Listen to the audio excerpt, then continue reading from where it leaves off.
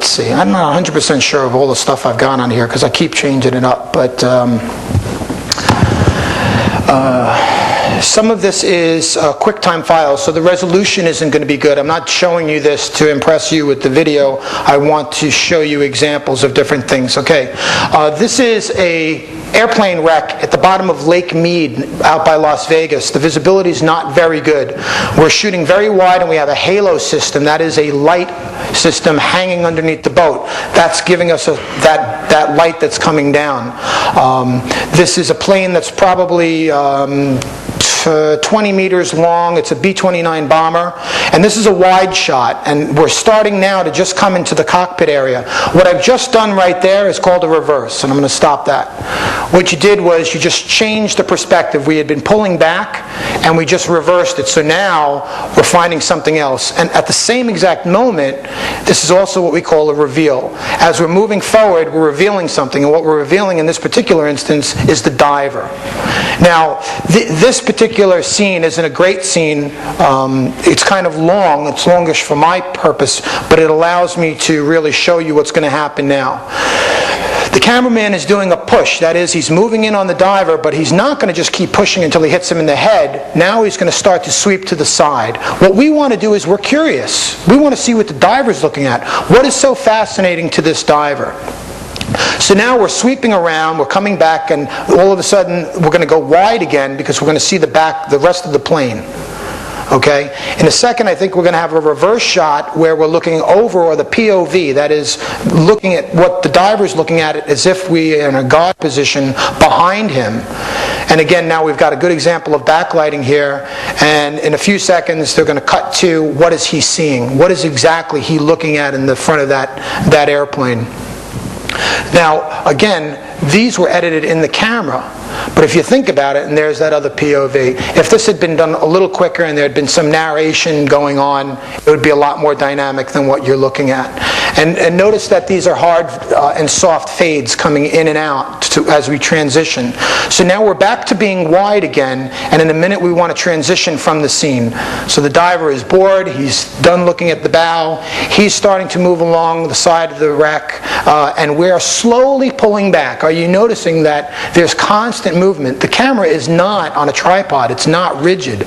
This allows a lot of dynamics to go on, and in a second we're going to fade to black, the diver is out of the scene, we're left alone on the bottom with this shipwreck or this plane.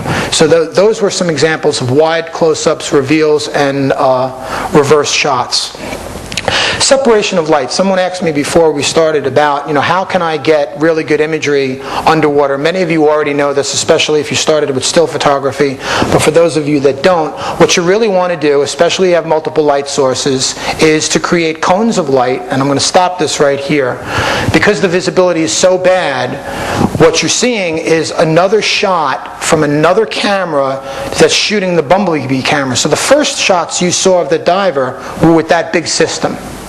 And it was like, wow, the water and the plane looked much clearer. Well, the reason for that is this camera that's shooting this is shining its light directly through the water at this diver right now. And it's illuminating all the particulate. So we're not getting that same depth of field, we're not getting that same clarity.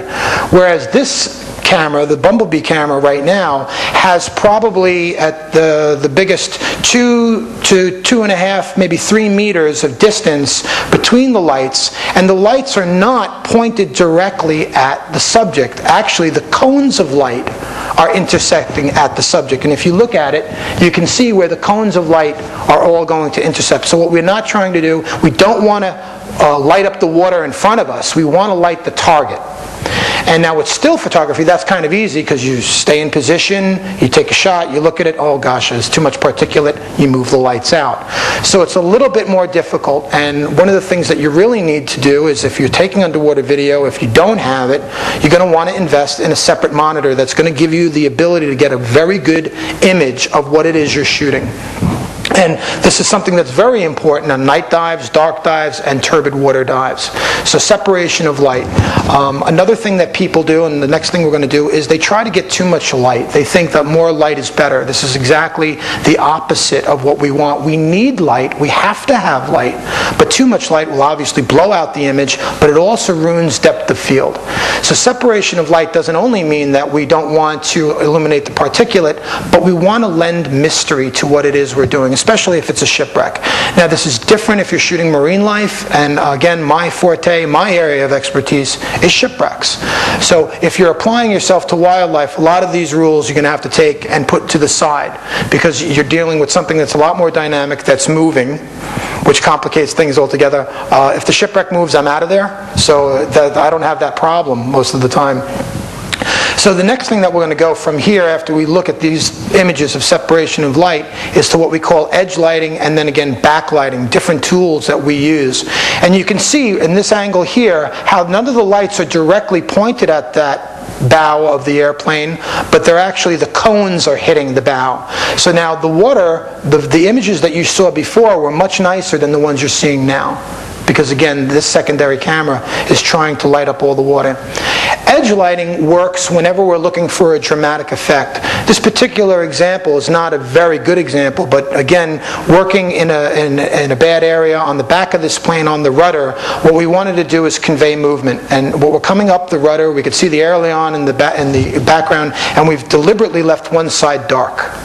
The darkness makes it mysterious, and in a minute we're going to shut off one other camera to explain, to really bring that up. We're going to shut off, excuse me, not the camera, the light. We're going to shut off the right light in a minute, and then all of a sudden the edge lighting really comes into play. And then when we pull back, so at this point, I think about right now, we're going to shut the light off. There you go.